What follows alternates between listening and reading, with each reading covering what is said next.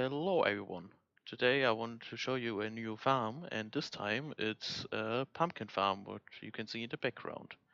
And yeah, it's quite special since it's the most compact pumpkin farm I've ever seen, and yeah, probably the most compact one you can make. And I think I will first explain what it does and then go through the details, explain how it works. Alright, let's first start with the history and the layout of this farm. So previous pumpkin farms were always spaced out 2 blocks between the dirt layers. Reason being, for the water streams, you always need a block where the water can flow down so it doesn't flush the whole layer. So we need air block here and a fence gate here, and the next layer wouldn't work. Mango was the first one to use a dirt layout like that. I will also link it in the description, and then later in 1.11 basically, I already compacted it down with observer rows above here, and also made a fence gate layout, which was the same width as this one, but we never managed to compact it down, so the dirt layers are right on top of each other.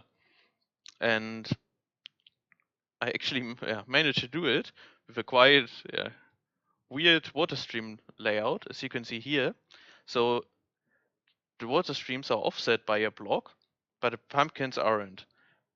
Pumpkins can't be offset, as you can see here, because the plant always needs a non-full cube above to grow a pumpkin next to it. So yeah, pumpkins are right on top of each other, but the water stream is offset. As you can see here, the piston is pushing the pumpkin into a water stream that's flowing right into the drop shaft. But on the lower layer, it first gets pushed into a sideways water stream and then flowing down. So yeah, by offsetting the water streams, we can actually manage to stack it that close. As you can see here, it's only flowing down every second block. And yeah, you basically have 4 wide, 2 high, and 2 deep cube per per plant, which means it's 16 blocks in volume per pumpkin plant, and that's really compact. As you can see, there's actually not a single air block in this design. Oh yeah, this one. This is the only air block. All other blocks are really needed. The farmland next to the stems increase the efficiency of the plant growing a pumpkin. That's the trigger mechanism, just simple repeater lines, and the water stream here. So there's almost no way to improve this. Just a single air block per plant. And this is actually the smallest cube you can stack this farm. You can use this and then stack it in any direction you want. This is the smallest. So you always need at least 2 layers, at least 4 wide, and of course that wide as well, 9 wide. So that's how I came up with this. And then I stacked it up right here. So I just made an approximately 100 block high farm with this layout, and it's chained just around. So you first with the repeaters go in a spiral basically, or back and forth for 2 layers, and then go up and go back and forth again. So it's just cycling around until it reaches the top. And with the 100 high block farm, with this farm, the signal already travels more than 6 minutes upwards, but that's just to spread out the lag. And we actually also paid attention to make it as lag friendly as possible. So we don't use any blocks here in the wiring that could influence the light. So no light updates at all, only transparent blocks. And well, there are only pistons here, light sources directly below, not many light updates as well. And we trigger the pistons with a 6 game tick signal, as you can see here in the repeater. That's just to make it lossless, basically. If you trigger it with a shorter signal, pumpkins could get stuck on the dirt they grow on at some point. Alright, so let's talk about this farm I built up here. It's just an example. You can stack it in any direction, as I said. So this farm has 9,600 plants, and it's basically lossless. I yeah, we have a carpet counter right here, and I teleported the pumpkins as well, and I couldn't notice any difference basically. So it should be completely lossless. Then, as I said, 16 blocks per plant, and in this farm, the signal travel time is around 6.2 minutes. Now, about the clock. So I just attached a simple hopper clock here, which doesn't have items in at the moment. 2 stacks of items is the best in my opinion. As you can see here, I did multiple tests.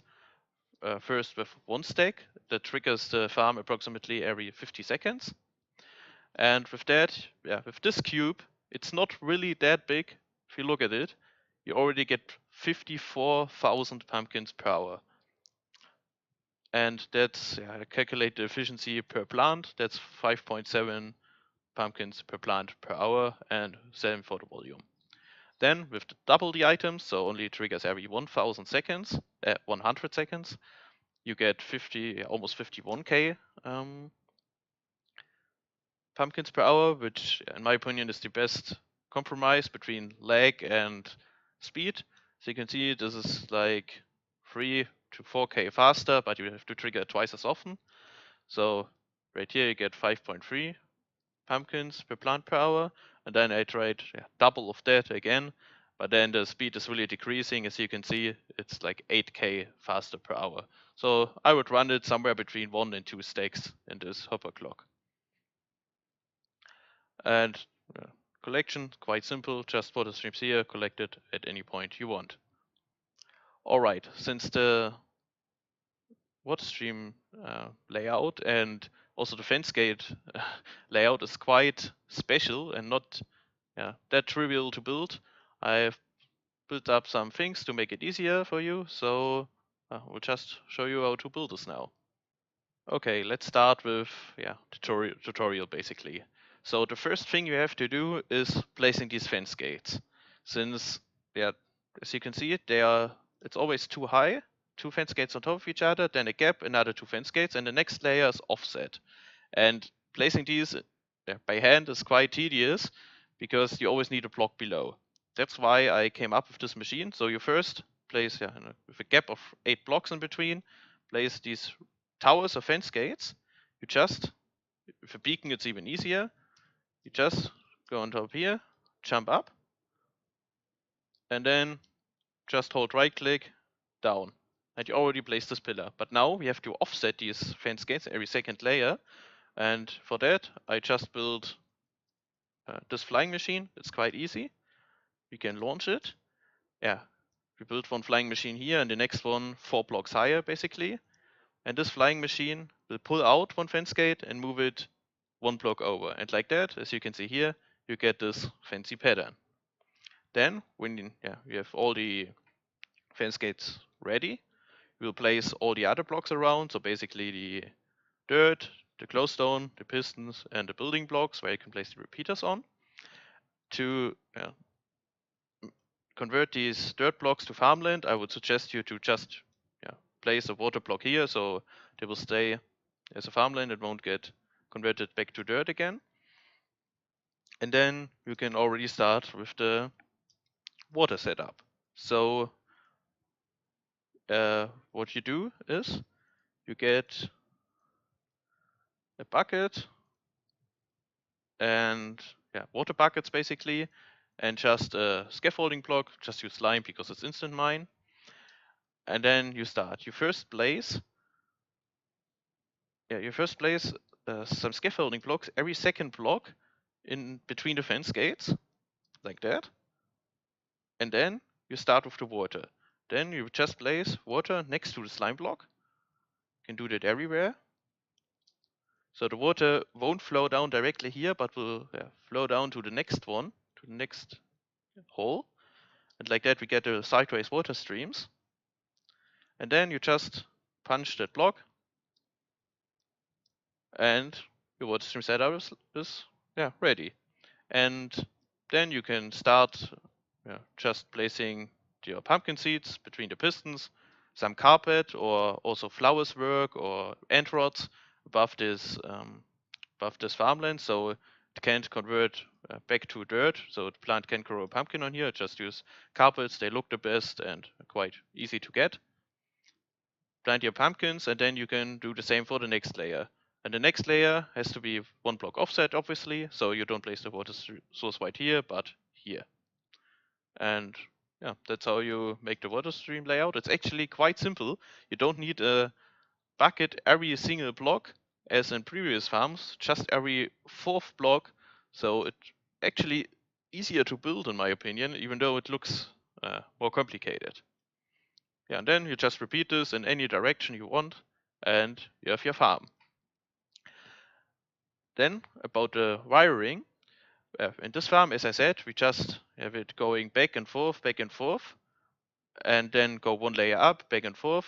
And as I said, the travel time is around 6 minutes. But if you want a bigger farm, so more than 50k pumpkins per hour, the signal travel time will increase a lot, especially when you make the layers bigger in the area and don't make it as high. So you don't want to trigger only 1 layer at a time, but maybe multiple layers. And then you can just use instant wire I make here. So just replace this extension, basically make it 3, 4, whatever layers high, and this will trigger 4 layers at once, as you can see, to instantly retract and trigger 3 layers. You can extend it as high as you want. So I think this is really easy to build. It's not as easy as a flying machine pumpkin farm, but for what it does, it's the most compact pumpkin farm you can build, and it's really efficient. As I said, more than 50k pumpkins from this. It's not small, but from this kind of small cube.